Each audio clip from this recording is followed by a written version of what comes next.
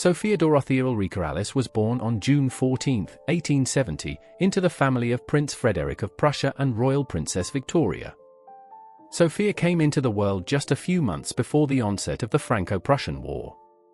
Although she was a German princess, she was raised with a deep affection for England and all things English, frequently visiting her grandmother, Queen Victoria. It was during these visits that she met Greek Prince Constantine. A mutual attraction quickly developed between the young couple, and Queen Victoria watched their growing bond with interest. On October 27, 1889, in Athens, Sophia married Greek Prince Constantine, who was her fourth cousin.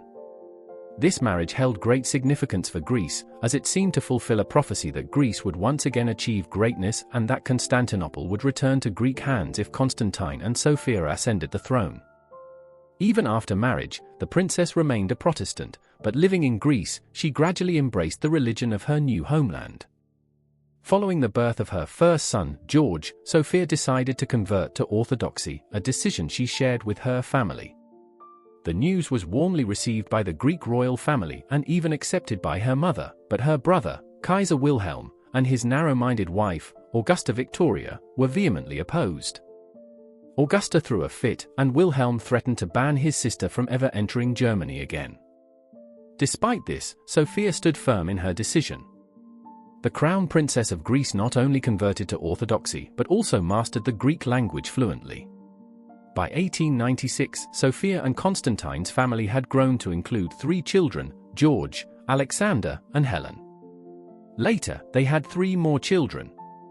However, the young couple's happiness was soon overshadowed by a war with the Ottoman Empire. The conflict broke out in April 1897, but by the end of the month, it was over for the Greeks. During the war, Sophia and her mother-in-law, Queen Olga of the Hellenes, organized care for the wounded. Even after the war, Sophia continued to support hospitals. On March 13, 1913, King George I was assassinated while taking a walk. That same year, Constantine and Sophia ascended the Greek throne. Contrary to prophecies, their reign was neither long nor joyous. During World War I, King Constantine was forced to abdicate in favor of his son Alexander. In 1920, King Alexander died from a monkey bite. A plebiscite was held, and Constantine was reinstated as king, returning to Greece. However, 2 years later, he abdicated the throne once more after a defeat in the war with Turkey. This time, the Greek royal family settled in Sicily. In January 1923, King Constantine passed away at the age of 54. His heart could not withstand the strain. During those terrible 15 months, Queen Sophia endured exile, the death of her beloved son, the death of her husband, and was once again forced into exile. But let's take a look at the stunning jewelry of the Queen. We shall begin with Queen Sophia's diamond tiara, which I have discussed in one of my previous videos, but now I will provide a more detailed account. This remarkable diamond tiara, given to the German princess upon her marriage to the Greek crown prince, was a favorite of her daughter-in-law, Queen Frederica of Greece. After being hidden away for decades, it suddenly reappeared on the current Greek crown princess. This tiara, presented as a wedding gift to Princess Sophia of Prussia when she married the Greek crown prince George in 1889, by a member of her family, is adorned with large diamonds set in an intricately designed scroll and floral pattern. Although she also wore an antique diamond tiara and her own diamond tiara, this was the signature tiara of Crown Princess Sophia, worn at almost all events and portraits, even after becoming queen in 1913. King and Queen Sophia had 6 children. All 3 sons became kings of Greece, 1 daughter became the Queen Mother of Romania, and another was the Duchess of Aosta. Queen Sophia managed to keep her tiara through numerous periods of exile, and after her death in 1932, it was inherited by her surviving sons, King George II and Crown Prince Paul. In 1934, the King and Crown Prince lent the tiara to their sister, Queen Helen of Romania, for a series of official portraits. Queen Helen, the divorced wife of King Carol II of Romania and mother of King Michael, the last king of Romania, always maintained close ties with her brothers, and their families supported each other through their many exiles throughout the 20th century. In 1938, Crown Prince Paul married Princess Frederica of Hanover and gave his bride his mother's tiara as a wedding gift. Crown Princess Frederica wore the impressive tiara at her wedding in 1938 and in a series of portraits as the Crown Princess, preserving the tiara during another exile during World War II.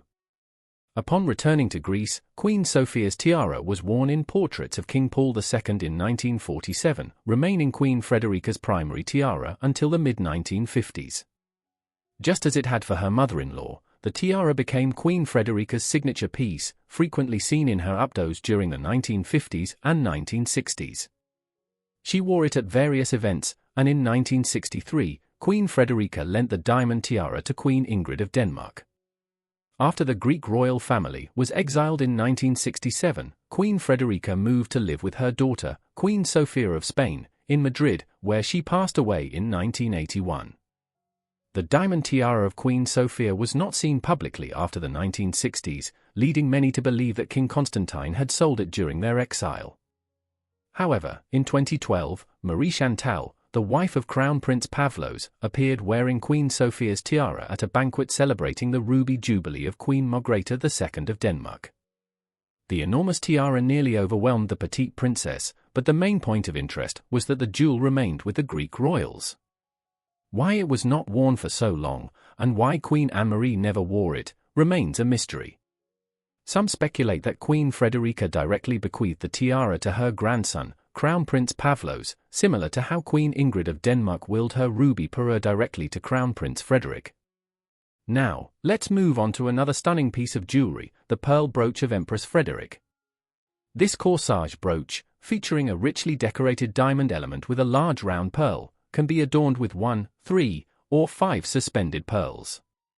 Its origin is unknown, though it likely descends from a pearl and diamond corsage brooch gifted as a wedding present by Queen Elizabeth of Prussia. Empress Frederick was depicted wearing the brooch in a series of portraits from the 1890s, after she had been widowed. After her death in 1901, the brooch was inherited by her daughter, Queen Sophia of Greece, who was often portrayed wearing the brooch along with her diamond tiara and diamond circle tiara in the 1900s and 1910s, though it was not seen publicly after the Greek royal family's frequent exiles. The fate of Empress Frederick's pearl corsage brooch after Queen Sophia's death remains unknown, but an identical pearl corsage brooch began appearing on Princess Alexandra of Kent. Let's take a closer look at another tiara known as the circular diamond tiara. Queen Victoria gifted her eldest daughter Victoria, the Princess Royal, the diamond corsage, which could be worn as a necklace or head ornament, when she married the German Crown Prince in 1858. The diamonds, set with diamond spikes topped with diamonds on a base of large diamond settings, were either Indian or Brazilian. After their marriage, the couple had to wait years before eventually becoming Emperor and Empress of Germany, though only for 3 months, as Emperor Frederick died of cancer. They were succeeded by their eldest son, Kaiser Wilhelm II, who eventually started World War I. Empress Frederick gave the tiara as a wedding gift to her third daughter, Princess Sophia, upon her marriage to Crown Prince Constantine of Greece. In 1896, the Crown Princess's maid, who accompanied Princess Sophia, wrote to the Empress about the princess's lack of jewelry at her cousin Princess Maud of Wales and Prince Charles of Denmark's wedding. Queen Sophia notably wore the tiara in a portrait with her grandson, King Michael of Romania, and on her profile on a postage stamp. Though it was never her favorite, like her other diamond tiara, Queen Sophia managed to keep it through numerous periods of exile. After Queen Sophia's death in 1932, she left the circular diamond tiara to her second daughter, Princess Irene. Princess Irene wore the diamond tiara in 1939 at her wedding to Prince Aimone, Duke of Spoleto. As a member of the Italian royal family and briefly the Queen Consort of Croatia, Princess Irene wore the tiara at various royal events. When she was interned by the Nazis during World War II, the tiara was wrapped in a newspaper and hidden under her chauffeur's bed in Rome. After Princess Irene's death in 1974, the tiara was inherited by her son, the Duke of Aosta, who sold it at a Christie's auction in 1979.